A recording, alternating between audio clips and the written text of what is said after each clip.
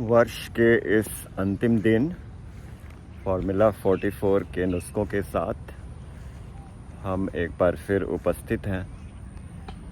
आज हम भगवत गीता के अंतिम अध्याय के उपदेश को समझेंगे और कैसे फॉर्मूला 44 में अंतर्निहित ध्यान यानी मेडिटेशन में इसका प्रयोग कर सकते हैं, उसे जानने की कोशिश करेंगे।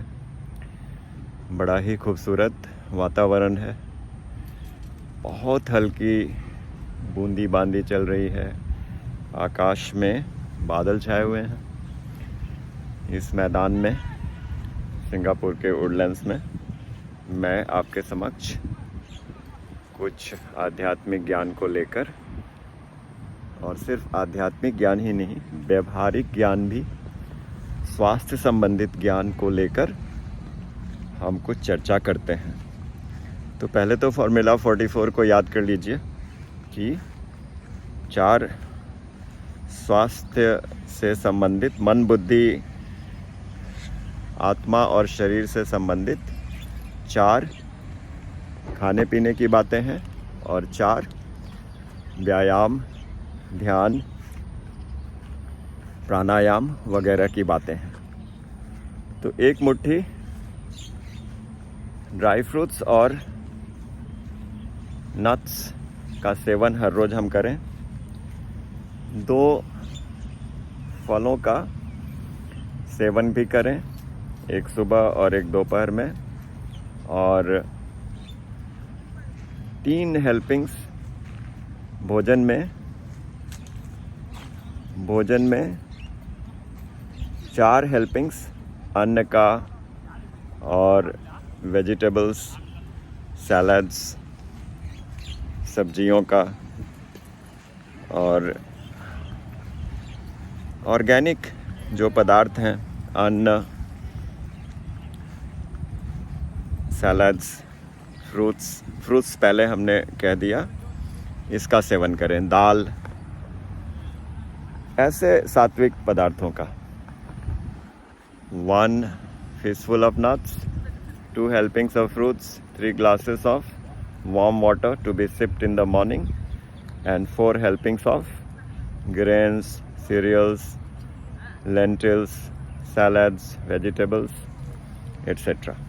तो ये 4 खाने पीने के जो तत्व हैं वो हो गए, और 4 जो स्वास्थ्य से संबंधित शारीरिक, मानसिक विधियां जो हैं उसमें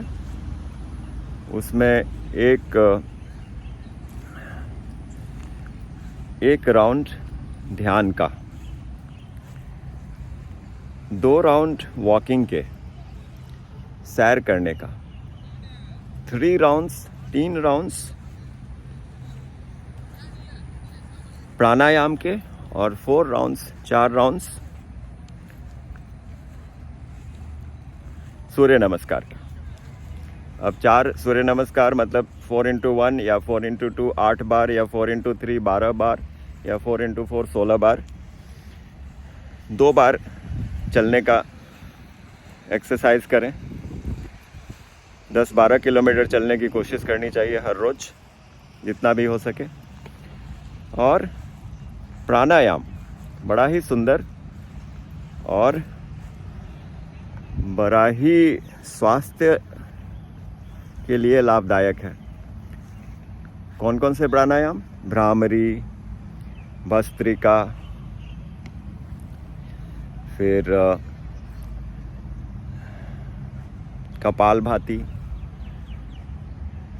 और अनुलोम विलोम, ये सब प्राणायाम, इसके विषय में हमने कई बार चर्चा की है।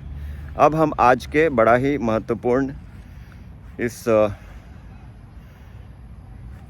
वर्ष के अंतिम दिन पर जो ध्यान की विधि बतलाएंगे, उसमें हम ध्यान में बैठें, पद्मासन में बैठें, और घुटनों पर अपने हथेली को रखें, मुद्रा बना लें।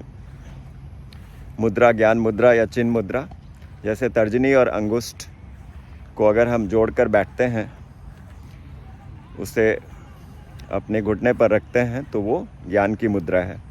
उस मुद्रा में रीढ़ की हड्डी को बिल्कुल सीधा रखते हुए ध्यान करें। तो ध्यान बड़ा ही मुश्किल होता है, परंतु अगर ध्यान में हम ज्ञान को जोड़ दें, जैसे आज हम भगवद गीता के 18वें अध्याय के विषय में बात कर लें, तो वो काफ़ी इंटरेस्टिंग बन जाएगा और हमारे जो मन का जो भाग दौड़ है वो भी सीमित होगी। तो भगवद गीता का 18वां अध्याय क्या है, उससे जानने के पहले पूरी भगवद गीता को समझें कि 18 अध्याय का यह ग्रंथ है, बड़ा ही संक्षिप्त ग्रंथ। इसमें सारे ज्ञान को भगवान ने निचोड़ कर समेट कर हमारे सामने रख दिया। हमको सुनाने के लिए अर्जुन हमारे रिप्रेजेंटेटिव बन गए। वो भी भगवान के स्वांश हैं, लेकिन लीला कर रहे हैं जैसे कि वो नहीं जानते हों। और भगवान एक शिक्षक बन गए हैं, अर्जुन स्टूडेंट बन गए हैं, शिष्य। पहले अध्याय में अर्जुन विषाद योग, दूसरा अध्याय सांख्य योग, तीसरा अध्याय कर्म योग, चौथा अध्याय ज्ञान कर्म संन्यास योग, पांचवां अध्याय कर्म संन्यास योग और छठा अध्याय ध्यान योग। ये सब 6 अध्याय में सांख्य योग की चर्चा हुई है। आत्मा क्या है? आत्मा कभी नष्ट नहीं होता, आत्मा अक्षर अमर अजर है। शरीर नाशवान है, लेकिन हम शरीर है ही नहीं।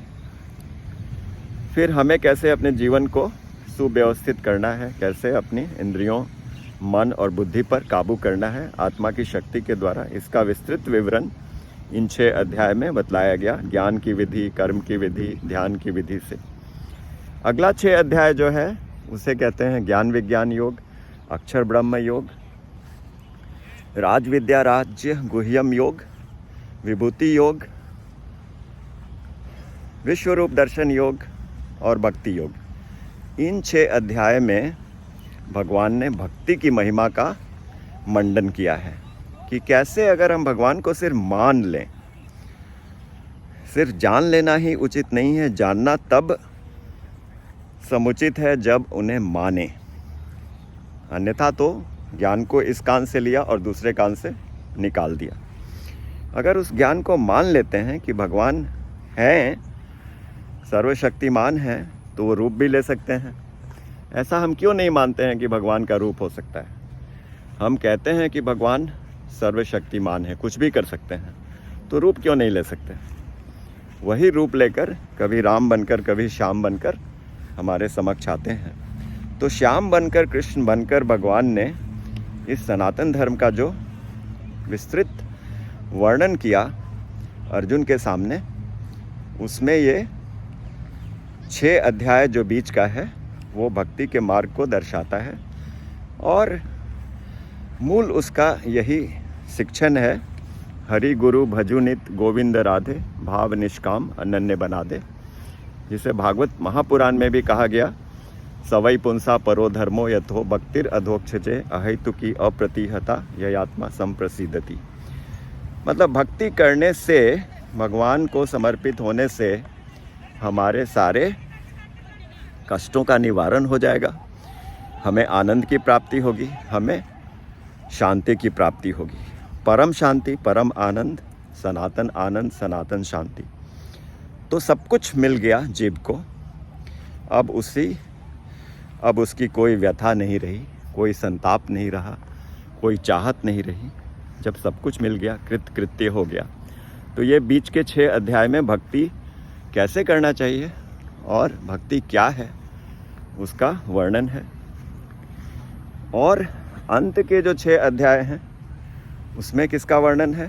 तो 13वां अध्याय क्षेत्र क्षेत्रज्ञ योग, 14वां गुणत्रय विभाग योग, 15वां पुरुषोत्तम योग, 16वां दैवासुर विभाग संपद विभाग योग, 17वां श्रद्धा त्रय विभाग योग और 18वां मोक्ष संन्यास योग। यहाँ पर तत्व ज्ञान गूढ़ विषयों की बातें की गई हैं। क्षेत्र क्षेत्रज्ञ, असुरी और सूर, राजसिक तामसिक सात्विक, इनकी विशिष्ट व्याख्या की गई।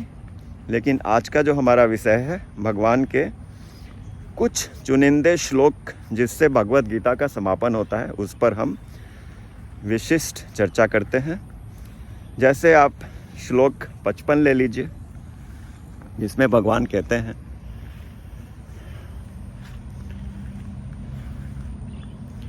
भक्त्या माम अभिजानाति यावन यश्चास्मि तत्वतः ततो माम ततो ज्ञात्वा तत्वतम ज्ञात्वा विशते तदनंतरम। भक्ति के द्वारा ही भगवान कहते हैं कि मुझे जाना जा सकता है, और कोई दूसरा उपाय है ही नहीं। 58वें अध्याय में भगवान ने एक बड़ा ही कठोर उपदेश दिया कि अगर आप इस बात को मानते हो तो आपके सारे समस्याओं का निवारण होगा, लेकिन अगर आप इस बात को नहीं मानते हो तो फिर आपके विनाश में कोई देरी नहीं। तो फिर हम जाते हैं 61वें श्लोक में। उसके पहले एक और श्लोक है जिसकी चर्चा होनी चाहिए। प्रसन्नात्मा ब्रह्मभूत प्रसन्नात्मा न शोचति न कांक्षति, जिसमें भगवान कहते हैं कि जिसे न तो कोई लैमेंटेशन है और डिजायर्स है, उसने अपने को भगवान को समर्पित कर दिया है, वह ब्रह्मभूत प्रसन्न आत्मा बन जाता है। हर समय ब्रह्म में स्थित है और प्रसन्न है। तो अब हम 61वें श्लोक पर आते हैं, जिसमें भगवान कहते हैं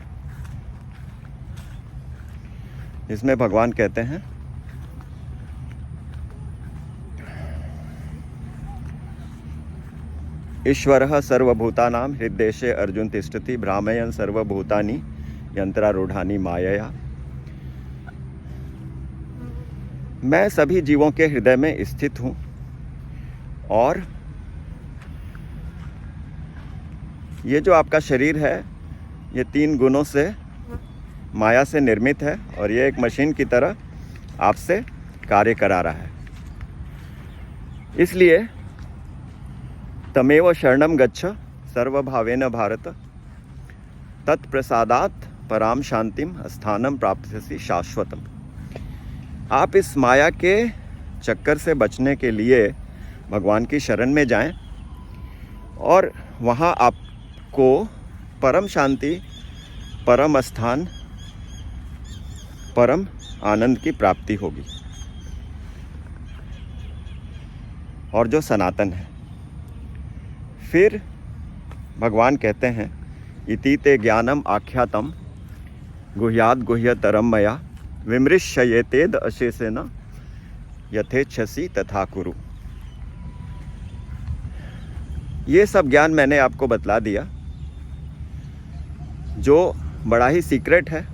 पहले मैंने आत्मा के बारे में बताई, सीक्रेट, गुह्य, मोर सीक्रेट, गुह्यतर की भक्ति कीजिए,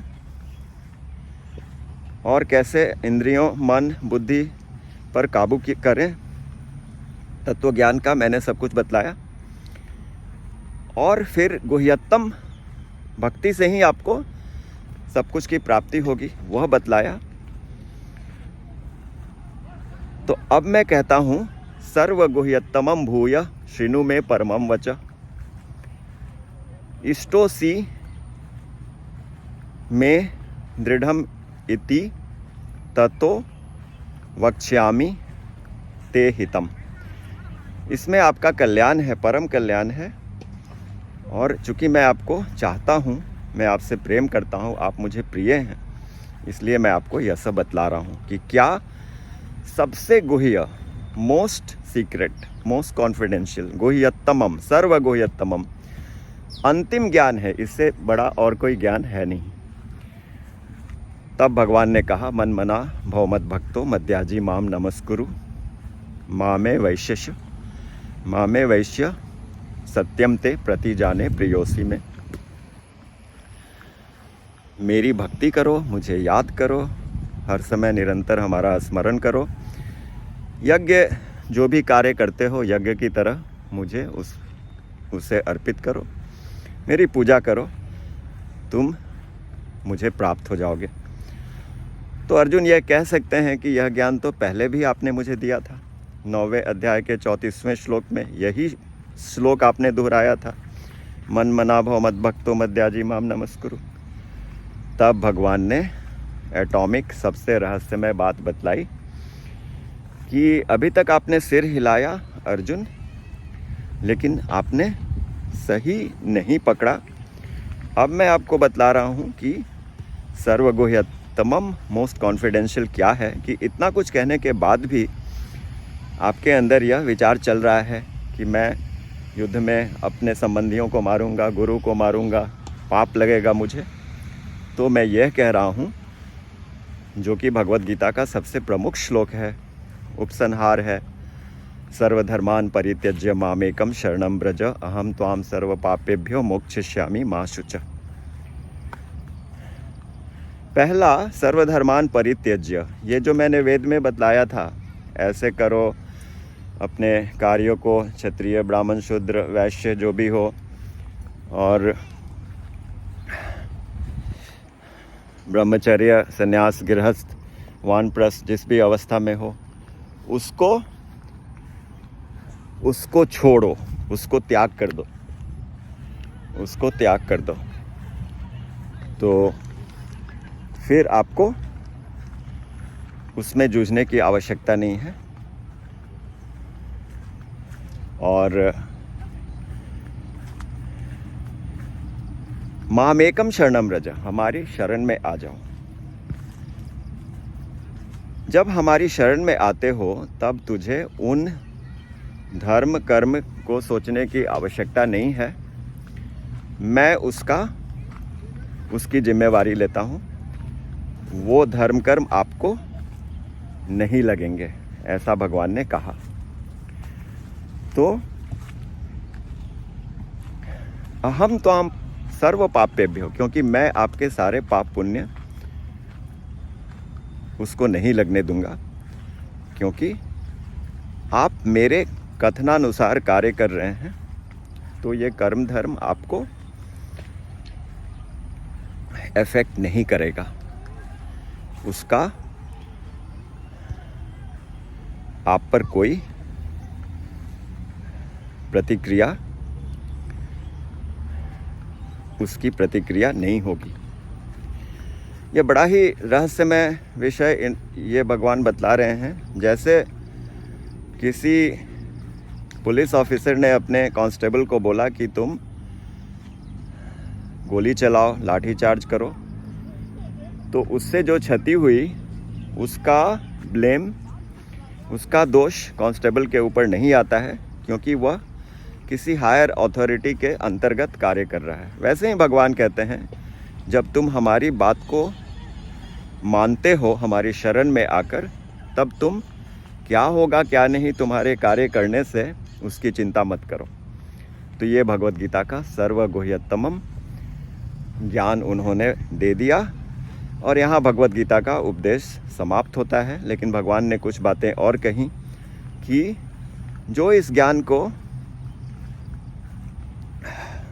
वितरित करेगा वो मेरे लिए सबसे प्रिय होगा। न तो वैसा कोई था, न है, न और भविष्य में भी नहीं होगा, क्योंकि मैं उसे इतना प्रिय मानता हूँ जो मेरे इस ज्ञान को वितरित करे। लेकिन सबको वितरित न करे। इदमते ना तपस्काय ना भक्ताय कदाचन न चासु सृष्वे वाच्यम न च माम योभ्य सूयति। जो लोग नहीं सुनना चाहते हों, जिनमें तप की कमी है, जिनमें भक्ति की कमी है, उन्हें यह ज्ञान न देना। और जो लोग मुझसे द्वेष करते हैं, उन्हें तो कभी भी किसी हालत में यह ज्ञान मत बतलाना। तो उन्होंने रिस्ट्रिक्शन बतला दिए किसे कहना है, लेकिन जो कहेगा वो भगवान को अति प्रिय है। फिर भगवान कहते हैं कि जो इस भगवत गीता के संवाद को अध्ययन करेगा, वह ज्ञान योग के द्वारा हमारी पूजा करेगा। इतना इम्पॉर्टेंट उन्होंने बतलाया अध्ययन करने का जो फल है। फाइनली वो कहते हैं, और जो इस ज्ञान को सिर्फ सुनेगा उसे भी बड़े ऑस्पिशियस श्रेणी में डाला जाएगा, उसे उस स्थान की प्राप्ति होगी, उसके पापों का निवारण होगा। और फाइनली भगवान ने कह दिया, कच्चिद एतद श्रुतम पार्थ त्वयिकाग्रेण चेतसा कच्चिद ज्ञान सम्मोह प्रणष्टस्ते धनंजय। आपने क्या हमारी इन बातों को ध्यान से सुना? क्या आपके संदेह और अज्ञान दूर हुए धनंजय? तब अर्जुन ने अंतिम संवाद जो भगवत गीता का है 72 श्लोक संख्या में बतलाया, नष्टो मोह स्मृतिर्लब्धा तत्प्रसादात् मयाच्युत स्थितो अस्मि गत संदेह करिष्ये वचनम तव। जी हाँ, मैंने आपकी बात को अब समझ लिया, मैं अब इसको इम्प्लीमेंट करूँगा, इसका कार्यान्वयन करूँगा, और आप जो कहेंगे अब वो मैं मानूँगा। तो यहाँ पर भगवत गीता की शिक्षा समाप्त होती है। बाद में 5 श्लोकों में संजय ने अपने विचार व्यक्त किए कि कितनी अद्भुत ये रोमहर्षक कथा भगवान ने अर्जुन को सुनाई। मेरे रोम रोम गूज बम्स वाली स्थिति में है। और उन्होंने फाइनली अंतिम श्लोक भगवत गीता का संजय कहते हैं, यत्र योगेश्वर कृष्णो यत्र पार्थो धनुर्धरः तत्र श्री विजयोर्भूतिर ध्रुवा नीतिर्मतिर्मम। जहाँ पर भगवान श्री कृष्ण योगेश्वर हैं, जहाँ पर धनुर्धर अर्जुन हैं, वहाँ संपत्ति, वहाँ शुभ विचार, वहाँ लक्ष्मी, वहाँ वैभव, वहाँ सभी पॉजिटिव ऑब्जेक्ट्स प्रचुर मात्रा में रहेंगे, ऐसा मेरा मत है। इन्हीं शब्दों के साथ आज का ये जो मेडिटेशन का जो थीम था, जो सब्जेक्ट विषय थी, उसे हम समाप्त करते हैं, जिसे हम अपने जेहन में रखें कि इस वर्ष के अंतिम दिन में भगवत गीता के किन बातों को हमें ध्यान में रखना चाहिए, और फॉर्मूला 44 को लगातार प्रैक्टिस करते रहें, ताकि स्वास्थ्य, शरीर, मन, बुद्धि, आत्मा सबका विकास होता रहे और हम अपने लक्ष्य की ओर आगे बढ़ते रहें। इन्हीं शब्दों के साथ नया वर्ष आप सबको मुबारक हो। सबका नया वर्ष शुभ और मंगलमय हो, ऐसी हमारी कामना है।